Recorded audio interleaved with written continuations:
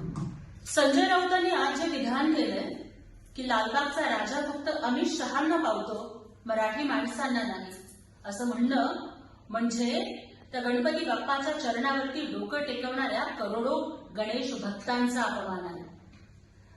जर खुद्द उबाठा होता लालबागच्या राजाच्या चरणी नतमस्तक, जर खुद्द उबाठा होता लालबागच्या राजाच्या चरणी नतमस्तक, तर मग बाप्पाचाच का अपमान करतायत हे विकृत बुद्धीचे राऊत सारखे हसत. हा जर लालबागचा राजा फक्त अमित शहांनाच पावतो, तर मग संजय राऊतला हिंदू धर्म, हिंदू देव काय चावतो? अरे तुमचे मालक, तुमचा नेता हा हिरव्या सापांच्या सोबत धावतो, पण हिंदू हृदय सम्राट बाळासाहेब ठाकरेंच्या विचारांना वाटाण्याच्या अक्षता का लावतो? हा प्रश्न राऊत तमाम महाराष्ट्रातली जनता तुम्हाला विचारत आहे. राऊत, अहो कोट्यावधी गणेश भक्ताच्या बाप्पाच्या चरणी नतमस्तक होत आहे, त्यांच्यावरती विकृत बुद्धीनं टीका करणं महाराष्ट्र तुम्हाला माफ करणार नाही आणि बाप्पा तुम्हाला तुमची जागा दाखवून देतील. आणि तुम्ही जे म्हणताय ना की तुम्हाला गणपती बाप्पा पावत नाही, अहो तुम्ही रोज मांस, मटण, मच्छी खाऊन दगडूशेठ हलवाई गणपतीच्या दर्शनाला जाणाऱ्यांच्या संगतीमध्ये बसताय, मग बाप्पा कसा पण तुम्हाला पावणार? हे बघा, आम्ही सुद्धा मांसाहार करतो, पण आमचा धर्म, आमची संस्कृती आम्हाला एवढं तरी शिकवते की मटण खाऊन देवळात जाऊ नये.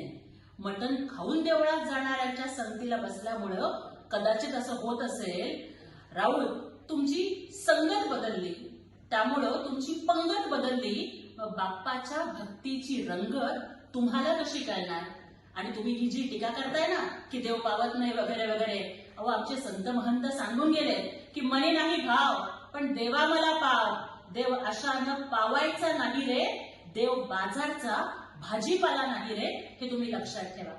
आणि आज राऊतनी जी काही भविष्यवाणी केली आहे ना की येणाऱ्या स्थानिक स्वराज्य संस्थांच्या निवडणुकीत उभाठात जिंकणार, मला तर हसू येते.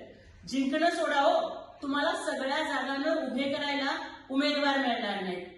आणि राऊत, तुम्ही जी भविष्यवाणी करताय ती बऱ्याच वेळेला चुकतीये. त्यामुळे संजय राऊतांना त्यांच्या ज्योतिषाचं ज्ञान वाढवण्यासाठी मी हे पंचांग पाठवतेय. तुमचा अभ्यास थोडासा कच्चा पडतोय, त्यामुळे एखादा चांगला गुरु, मार्गदर्शक बघून राऊत या पंचांगाचा अभ्यास करा आणि आपली पंचेंद्रिय आधी शुचिर्भूत करून घ्या, मग बाकीचं बोला.